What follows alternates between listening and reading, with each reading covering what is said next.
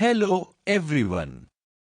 To distribute the end-of-month value of a location and product to the respective months, you need to spread the last month's total value across the entire month proportionally or equally, depending on your business requirement. Step 1. Finding the last date of the month for each product and location. This variable finds the latest date for each location and product in the dataset. ALLEXCEPT ensures that the calculation respects the grouping by LOC and product, ignoring any other filters. Month is equal to month ensures that only dates from the current month are considered.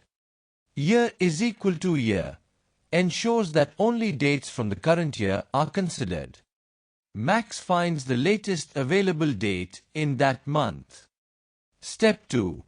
Finding the sum of values on the last date of the month. This calculates the total amount on the last date of the month found in LASTDATEOFMONTH. It sums the values, but only for rows where the date matches the last date of the month. Step 3. Checking if the date is a weekday. Selected value gets the currently selected date. Weekday returns a number representing the day of the week. 1 is equal to Sunday. 7 is equal to Saturday. The if statement checks if the day is not a weekend. If the date is a weekday, it returns the month-end value. If the date is a weekend, it returns 0.